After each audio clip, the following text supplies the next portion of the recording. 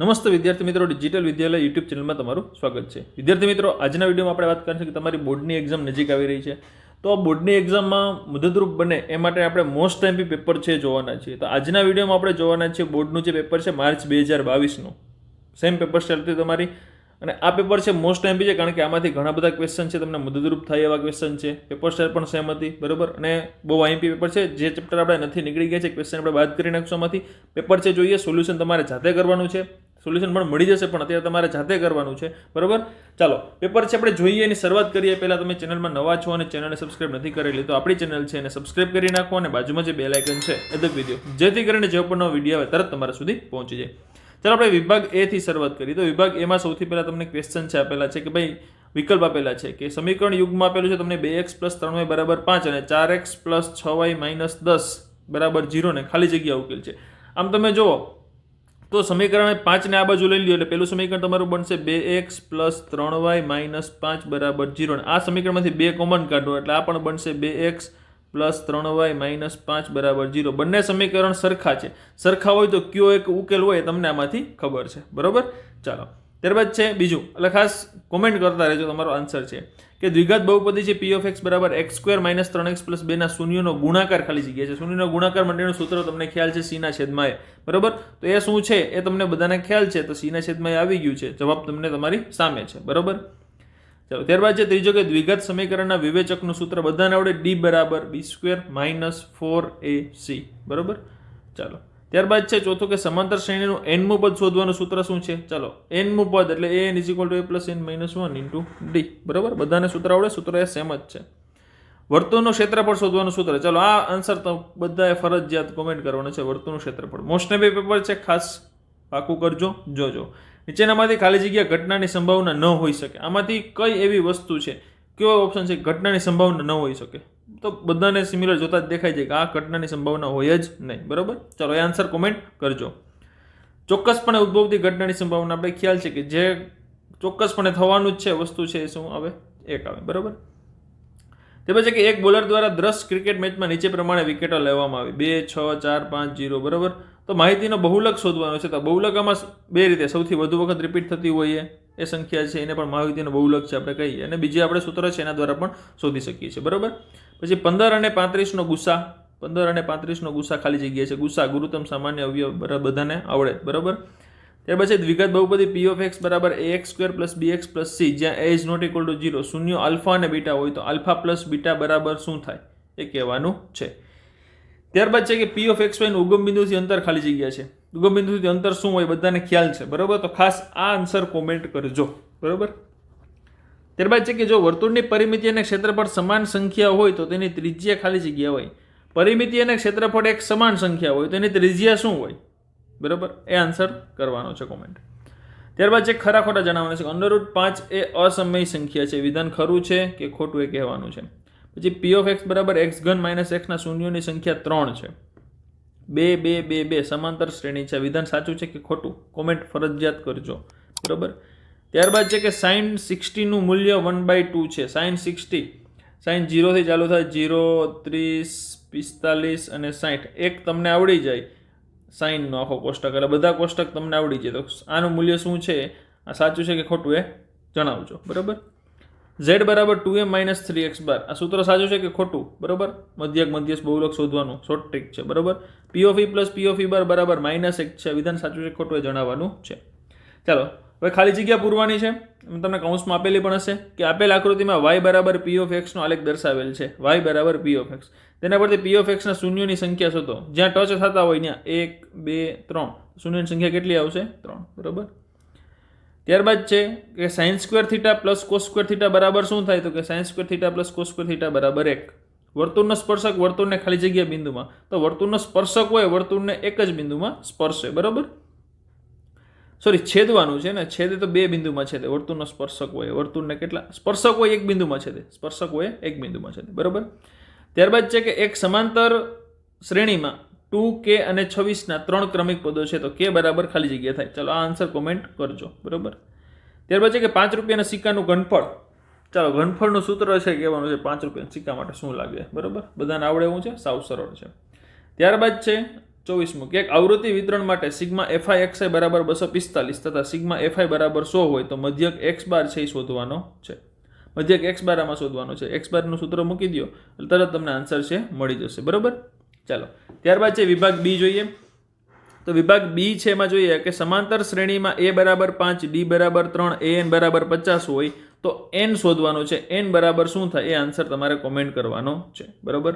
ચાલો ત્યારબાદ છે 26મો કે ભાઈ 2, 7, 12 ના પ્રથમ 10 પદોનો સરવાળો. પ્રથમ 10 પદોનો સરવાળો છે શોધવાનો છે. એટલે સૂત્ર મૂકશો તમે તમને an વાળું મૂકશો એટલે તમને આન્સર છે તરત મળી જશે. બરાબર.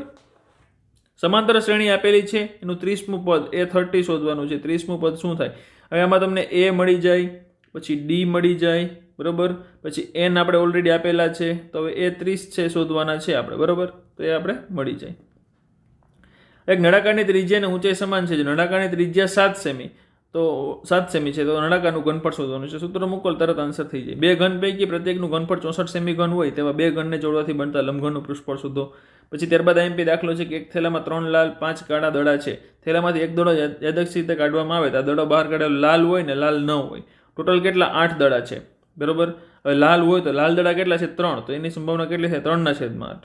બરાબર. પછી લાલ ન હોય તો ક્યાં હોય? કાળા. તો કાળાની સંખ્યા કેટલી છે? 5. તો 5/8. બરાબર. સિમ્પલ છે, એમાં કાંઈ અઘરું છે નહીં. શૂન્યનો સરવાળો અને ગુણાકાર અનુક્રમે -3, 2 હોય તેવી દ્વિઘાત બહુપદી મેળવવાની છે. પછી દ્વિઘાત બહુપદી આપેલી છે એના શૂન્ય શોધવાના છે. બરાબર. શોધતા આવડે બધાને આરામથી. બરાબર. એમાં કાંઈ અઘરું નથી.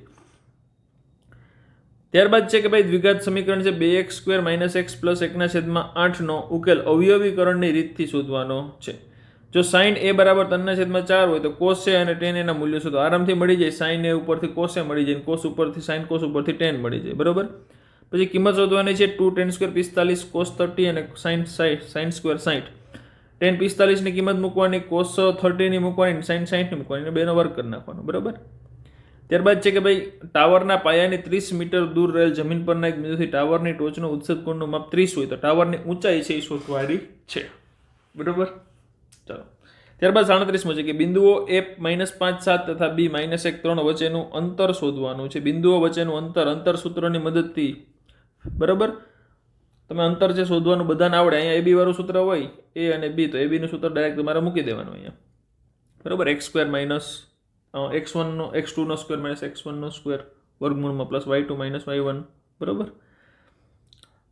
ત્યારબાદ છે 38મો કે ભાઈ એક વર્ગીકૃત માહિતી માટે પ્રચલિત સંકેતોમાં l બરાબર 40 આપેલા છે, h બરાબર 15 છે, f1 7 છે, f0 3 ને f2 6 હોય તો બહુલક z શોધવાનો છે. z નું સૂત્ર બધાને આવડે. l પ્લસ અહીંયા f1 - f0 ના છેદમાં 2f1 - f0 - f2. બરાબર. એને ગુણ્યા h. બરાબર. ચાલો ત્યારબાદ આગળ વધીએ આપણે સેક્શન સીમાં. બરાબર. કોઈ પણ 8 પ્રશ્ન છે આમાં લખવાના હોય સેક્શન સીમાં. સેમ તમારા બોર્ડમાં પણ આ જશે. હવે ત્યારબાદ છે કે નીચે આપેલ આવૃત્તિ વિતરણનો મધ્યક શોધવાનો છે. આવૃત્તિ વિતરણ તમને આપેલું છે 10 થી 25, એમાં 3 છે, 25 થી 40માં છે. તો આનો મધ્યક શોધવાનો છે. મધ્યક તમે કોઈ પણ રીતે શોધી શકો છો. ધારેલા મધ્યકની રીતે, સાદી રીતે, બરાબર, પદ વિચલનની રીતે, ગમે રીતે તમે શોધી શકો છો. કોષ્ટક છે વર્ષ દરમિયાન દવાખાનામાં દાખલ છે દર્દીની ઉંમર દર્શાવે છે. આની ઉપરથી માહિતીનો બહુલક બરાબર z. સૌથી વધારે આવૃત્તિ હોય એ લેવાની. બરાબર. 23 છે લેવાની. આગળના વર્ગની આવૃત્તિ લેવાની.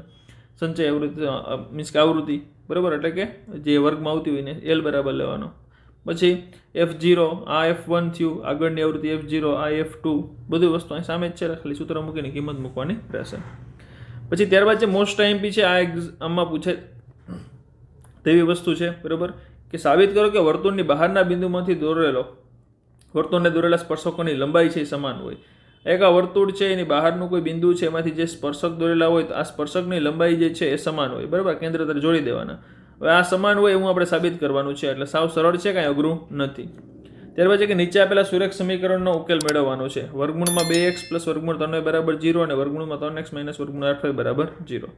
ત્યારબાદ છે કે ભાઈ 5 વર્ષ પહેલા ભાવિનની ઉંમર ઋતિકની ઉંમરથી 3 ગણી હતી. 10 વર્ષ પછી ભાવિનની ઉંમર ઋતિકની ઉંમરથી 2 ગણી થશે તો ભાવિન અને વૃતિકની હાલની ઉંમર શોધવાની છે. ભાવિનની ઉંમર બરાબર ધારી લ્યો અને વૃતિકની ઉંમર બરાબર કંઈક સંખ્યા ધારી લ્યો. તમને આન્સર છે એમાંથી મળી જશે. બરાબર. પછી છે કે બે ક્રમિક અયુગ્મ સંખ્યાઓનો વર્ગનો સરવાળો 290 છે તો તે સંખ્યા છે શોધવાની છે. ક્રમિક અયુગ્મ સંખ્યા છે. બરાબર. યુગ્મ નથી. 45મો છે કે સમાંતર શ્રેણી આપેલી છે એમાં A12 બરાબર 37 D બરાબર 3 હોય તો A અને S12 શોધો. A અને S12 A12 તમને આપેલું છે. A12 એટલે શું લખી શકો તમે? તો કે અહીંયા લખી શકો A પ્લસ 11D. હવે D તમને આપેલ છે કેટલો છે? તો કે D બરાબર 3 આપેલ છે. અહીંયા 11, અહીંયા A એમ નામ રહેશે. A12 બરાબર શું કિંમત આપેલી છે? તો કે 37 આપેલી છે. તો આની ઉપર તમને A મળી જાય, બરોબર. A મળશે તમને 4. હવે A મળી ગયો. હવે S12 એટલે S12 પણ મળી જાય, સૂત્ર મૂકશો એટલે, બરોબર. એ રીતે આરામથી શોધી લેવાનું. 2 - 5 - 2 9 થી સમાન અંતરે હોય તો હું x પરનો બિંદુ શોધો. હવે x પરનો બિંદુ શોધવાનું છે એટલે p ઓફ x y આપણે ધારવાના છે. x પરનો બિંદુ હોય એટલે y આમ કેવો હોય? એનો y આમ 0 હોય, બરાબર. એટલે આ એક થઈ ગયું આપણું નવું અંતર. હવે આ a ધારી લ્યો, આ b આપી દો અને c આપી દો, પછી અંતર તેના શોધી લેવાના અંતર સૂત્રની મદદથી, બરાબર. જો બિંદુ a b c અને d આપેલા છે, આ ક્રમમાં સમાંતર બાજુ ચતુષ્કોણના શિરોબિંદુ હોય તો p ની કિંમત શોધો. અહીંયા d માં p3 આપેલા છે, તો p ની કિંમત આપણે શોધી લેવાની. સમાંતર બાજુ ચતુષ્કોણ આપેલા છે, બરાબર. એ તમે સમાંતર બાજુ ચતુષ્કોણ ABCD કરશો એટલે કર્ણ ઉપરથી તમને p છે મળી જશે. ત્યારબાદ છે કે ભાઈ 5.5 × 10 × 3.5 સેમીના માપનો લંબઘન બનાવવા 1.75 સેમી વ્યાસ અને 0.2 સેમી જાડાઈવાળા ચાંદીના કેટલા સિક્કા ઉગાડવા પડે, બરાબર. ત્યારબાદ છે કે ભાઈ 49મો ક્વેશ્ચન કે સરખી રીતે ચીપેલા 52 પત્તાની થોકડીમાંથી એક પત્તું ખેંચવામાં આવે છે તો આ ખેંચેલું પત્તું જે છે એ એકો હોય, પછી એકો ન હોય, લાલ રંગનો એકો હોય, એ ઘટનાની સંભાવના છે આપણે શોધવાની છે. 52 પત્તા છે, બરાબર. એમાં ખેંચવાનું છે એક પત્તું છે, એકો હોય કહેવાનું, એકો ન પણ હોય તો એકા કેટલા હોય? તો કે 4 એકા હોય. એકો ન હોય તો કેટલા વધે? તો કે 4 બાદ કરી નાખો એટલા વધે. લાલ રંગનો એકો હોય તો લાલ રંગના 2 એકા હોય, બરાબર. તો એ વસ્તુ આમાંથી કહેવાની છે. ત્યારબાદ છે કે 50મું કે ભાઈ એક પેટીમાં 5 લાલ લખોટીઓ, 8 સફેદ લખોટી અને 4 લીલી લખોટીઓ છે. પેટીમાંથી એક લખોટી યાદચ્છિક રીતે બહાર કાઢવામાં આવે તો બહાર કાઢેલી લખોટી લાલ હોય, સફેદ હોય અને લીલી ન હોય. તો કે 5 + 8 + 4 ટોટલ કેટલી થઈ? તો કે 12 ને 5 17 ટોટલ લખોટી થઈ. હવે લાલ હોય તો લાલ લખોટી કેટલી? તો કે 5/17. પછી સફેદ કેટલી? તો કે 8, તો 8/17. અને લીલી ન હોય તો કઈ હોય? લાલ અથવા તો સફેદ હોય. તો અહીંયા શું આવશે? 8 ને 5 13/17, બરાબર. આન્સર અહીંયા રેડી જ છે, આમાં કાંઈ અઘરું નથી. ત્યારબાદ છે સેક્શન ડી, વિભાગ ડી છે, જોઈએ આપણે. એમાં તમને 4 ગુણના પ્રશ્ન છે, કોઈ પણ 3 પ્રશ્ન છે લખવાના છે આમાંથી. હવે એમાં સાબિત કરો કે ત્રિકોણની કોઈ એક બાજુને સમાંતર દોરેલી રેખા બાકીની 2 બાજુઓને ભિન્ન બિંદુઓમાં છેદે તો તે બાજુ પર કપાતા રેખાખંડો છે એ બાજુઓનું સમપ્રમાણમાં વિભાજન કરે છે, બરાબર. આ રીતે છે. તો આ પ્રમેય છે સાબિત કરવાનો છે. સાવ સરળ પ્રમેય છે, અઘરો નથી કાંઈ, બરાબર. સમપ્રમાણતાનો મૂળભૂત પ્રમેય છે, પણ ખાસ કરી જ લેવાનો છે, બરાબર. પછી ત્યારબાદ છે કે ભાઈ પાયથાગોરસનો આ ક્વેશ્ચન છે, આપણે નહીં લાગુ પડે. પછી આ રચના પણ લાગુ નહીં પડે. પછી આ રચના પણ લાગુ નહીં પડે, એટલે ક્વેશ્ચન છે સ્કીપ કરી દેવાના છે. અને લાસ્ટ ક્વેશ્ચન છે કે નીચે આપેલ માહિતીનું મધ્યસ્થ 525 છે. જો કુલ આવૃત્તિ 100 હોય તો x અને y ના મૂલ્યો શોધો, બરાબર. મધ્યસ્થ તમને આપી દીધેલું છે, m બરાબર 525 આપેલા છે. તો x અને y ની કિંમત જે છે એ શોધવાની છે.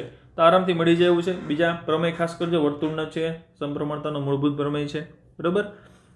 તો આ રીતના તમારે પેપરમાં છે દાખલા કંઈક પૂછાશે તો ખાસ આ બધા દાખલા છે ફરજિયાત કરવાના છે. એક પણ દાખલો છે સ્કીપ કરવાનો નથી.